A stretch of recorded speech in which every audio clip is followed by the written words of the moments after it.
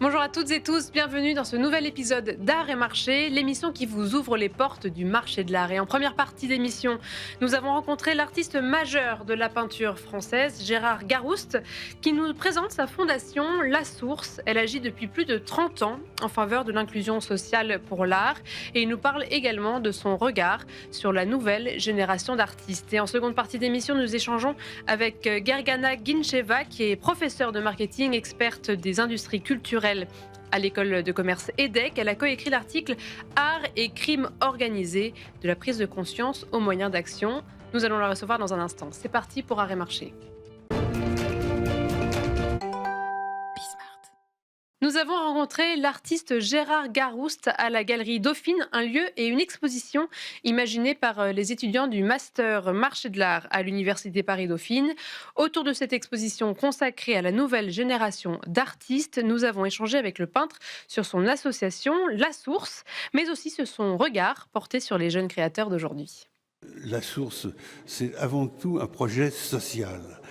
Mais elle a besoin d'un outil de travail. L'outil, c'est l'art. Cette association, c'est pour des enfants issus d'un milieu défavorisé, et des enfants qui n'ont aucun sens de ce que c'est l'art, la culture. Ils sont pas là-dedans du tout par leurs parents et ils ne savent rien. À l'école, j'étais nul et pour moi, dès ma petite enfance, dessiner, c'était une manière d'étonner mes maîtresses d'école, les petits copains, etc. Donc j'ai toujours peint, j'ai raté tous mes examens, sauf l'entrée aux Beaux-Arts bien plus tard. Sinon, j'ai tout foiré, mais j'ai mis 8 fois pour avoir mon permis de conduire. Enfin, vraiment, c'est la cata. Enfant, moi-même, j'ai connu ce milieu très, très difficile, très dur. Donc quand je me suis retrouvé adulte, et qu'on est venu me chercher en disant qu'est-ce qu'on peut faire pour ces enfants qui vont si mal, etc.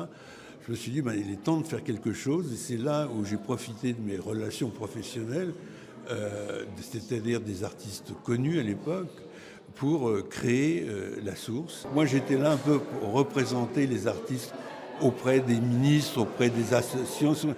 Mais c'est ce que je fais encore maintenant. C'est-à-dire, vous voyez, je suis là aujourd'hui à soutenir La Source et ce projet-là qui est superbe. On est derrière ces œuvres-là que j'aime beaucoup parce qu'elles rappellent une conception de l'expressionnisme allemand que j'aime beaucoup. Je suis plutôt porté par la peinture figurative et quand je vois que la peinture figurative persiste et dure, ça me fait plutôt plaisir parce que j'ai vécu les années 1970 où on pensait que la peinture allait disparaître.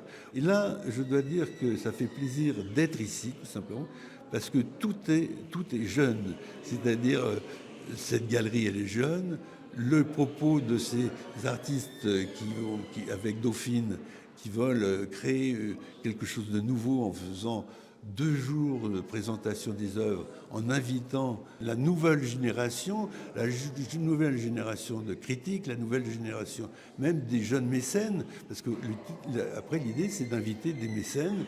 Et d'ailleurs il y a déjà, je crois, la moitié de l'exposition qui vient d'être achetée par des différents collectionneurs, prendre la responsabilité du lieu avec même des choses pour moi très modernes, très nouvelles, comme des influenceurs et des influenceuses. Je trouve ça formidable. C'est la jeune génération qui communique à travers les procès. C'est nouveau que moi, c'est pas ma génération, vous voyez, mais c'est la leur et c'est ça qui est bien. La journée internationale de lutte contre le trafic illicite de biens culturels est organisée chaque année par l'UNESCO le 14 novembre. Et donc, lié à cette actualité, je suis ravie d'accueillir aujourd'hui Gergana Gincheva, qui est professeure de marketing, experte des industries culturelles à l'EDEC, l'école économique. Et vous êtes co-autrice de l'article Art et crime organisé, de la prise de conscience aux moyens d'action, avec également un professeur à l'EDEC, Bertrand Monet. Merci beaucoup d'être avec nous. Enchantée. Merci de m'avoir invitée. On entend souvent dire que l'art est l'un des terrains de jeu de trafic illicite les plus importants. Est-ce que c'est toujours le cas? Comment est-ce que le marché de l'art se situe par rapport aux autres marchés? Oui, c'est le cas dans le sens où déjà l'art et investissement financier sont très liés Mmh. parce que d'après Art Basel, 60 milliards de dollars annuellement sont Oui, investis chaque année. dans l'art. Ensuite, un autre chiffre important, c'est que d'après Europol, après la drogue et les armes, c'est l'art qui vient comme une source de blanchiment. Mmh. Pourquoi? J'imagine que c'est important d'expliquer. D'abord parce que l'art, le prix d'une œuvre d'art est assez subjectif. Oui. Ça dépend de l'évaluation. Il peut être aussi spéculatif. Pour vous donner un exemple concret, par exemple, en 2007, une œuvre de Basquiat a traversé la frontière avec un bordereau justifiant une valeur de 100 dollars, Oui. alors qu'elle valait 8 millions. Et elle faisait cette mauvaise Évaluation. évaluation faisait partie d'une opération de blanchiment d'argent, justement. Et c'est parce que Et la douane n'était pas forcément au courant bien sûr, que un Basquiat, ça a pas cette valeur-là, alors que c'est vrai que des lingots d'or ou quelque chose comme ça, tout on à fait. peut plus Peut-être, facilement se oui, dire que ça vaut plus. d'accord. Et après, le marché de l'art manque de transparence parce que notamment avec les ventes aux enchères, par exemple, Mmh. gré à gré, vous n'êtes pas obligé de dire qui est l'acheteur. Il peut y avoir des services qui proposent un achat sans dévoiler. On va revenir justement sur, toute cette réglementation après qui a évolué, mais est-ce que tout d'abord vous pouvez nous expliquer comment fonctionne, le blanchiment à travers l'art? Est-ce que peut-être vous avez un exemple pour comprendre quels sont, les réseaux, les circuits qui permettent de blanchir, de l'argent via l'achat d'œuvres d'art? C'est une très bonne question et c'est le premier résultat de notre étude, le mode opératoire. Parce que vous avez raison, peut-être le grand public ne s'imagine pas Mmh. comment on peut lier une œuvre d'art à un blanchiment d'argent. Donc c'est assez simple et ça s'inscrit dans les 3 phases du blanchiment d'argent, je dirais traditionnel, qui sont d'abord le placement, ensuite l'empilement et l'intégration. Donc d'abord le placement, je prends un exemple très concret. Imaginons un groupe de crime organisé Mmh. de l'Amérique du Sud, par exemple, qui a fourni de la drogue à un autre groupe de crime organisé en Europe, France ou Belgique. Donc, il va demander à ce que ce groupe en Europe garde, par exemple, 5% en cash de la transaction. Mmh. Et ce groupe-là va se mettre en lien.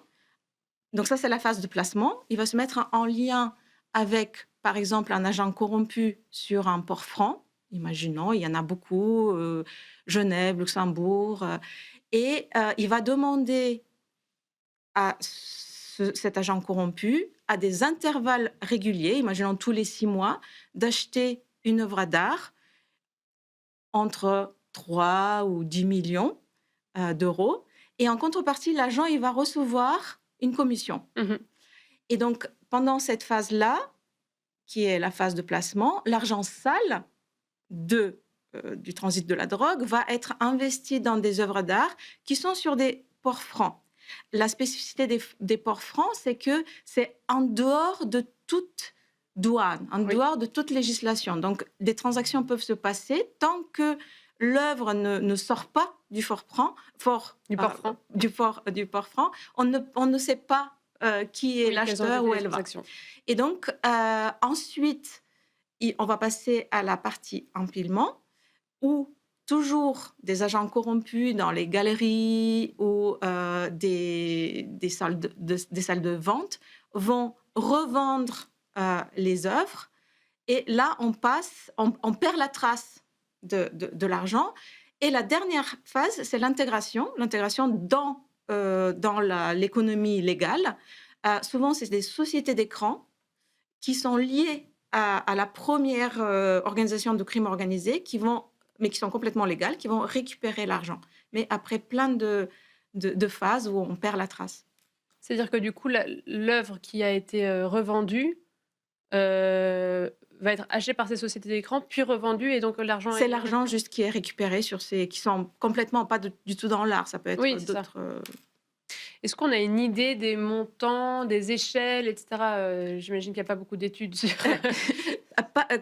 Entre 2 et 5 du PIB mondial est blanchi. Pas seulement par Ouais. l'art, mais encore une fois, le blanchiment par des œuvres d'art arrive, c'est en troisième position en termes de sources.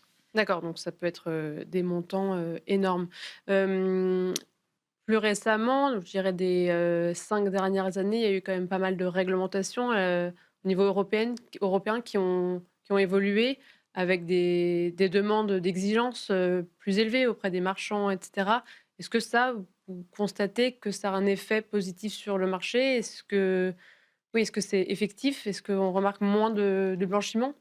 Tout à fait, la réglementation est très importante sur, le crime organisé et en effet, le marché de l'art manquait de régulation. Mhm. Ce qui permettait aussi qu'il était, attractif pour ce type, d'opération de blanchiment et en effet, comme vous l'avez dit, on est à la 6e directive, du côté européen qui stipule que, toute, transaction qui à partir de 10 000 € doit être, déclarée avec, très transparente avec les acheteurs, leur nom et Mhm. cetera et ce qui est très important, c'est que suite à ces directives européennes, d'autres États ont fait la même chose, notamment les États-Unis. Et c'est très important que les États-Unis l'ont fait parce que au niveau du marché de l'art, 43% des transactions sont faites sur ce marché-là. Donc c'est très Les important. États-Unis. Oui. Oui, oui, c'est une place Mm. forte. Et j'imagine aussi que, vu que c'est un marché qui est mondialisé, plus il y a de pays qui se mettent à la même page de réglementation, plus ça favorisera quand même une baisse du blanchiment. Parce que c'est ça aussi le problème. Si seulement, par exemple, l'Union européenne se met à ces réglementations-là et que d'autres pays non, ça créera un décalage qui ne changera pas forcément grand-chose à l'échelle internationale. Exactement. Oui et ce qui est important aussi, c'est que, les ports francs ont été aussi très réglementés. D'ailleurs, dans notre méthodologie, on a analysé, la presse Mhm. sur 23 années et comment la presse sensibilise le grand public sur ces sujets et pour prendre l'exemple juste, des ports francs, dans les années 2000 jusqu'à 2010, il y avait énormément d'articles qui montraient des problèmes, de corruption ou des problèmes de blanchiment qui se passaient sur ces lieux, alors que actuellement, grâce à la réglementation des ports francs, on a de moins en moins d'articles qui montrent que la réglementation a fonctionné et le public a été sensibilisé. D'accord. Ok, donc un sujet encore à suivre. Merci beaucoup, Gergana Gincheva. Je rappelle que vous êtes professeure de marketing, experte des industries culturelles à l'EDEC et co-autrice de l'article Art et crime organisé, de la prise de conscience aux moyens d'action, coécrit avec Bertrand Monet. Merci beaucoup d'avoir été avec nous. Et merci à vous toutes et tous de nous avoir suivis. C'était Art et Marché.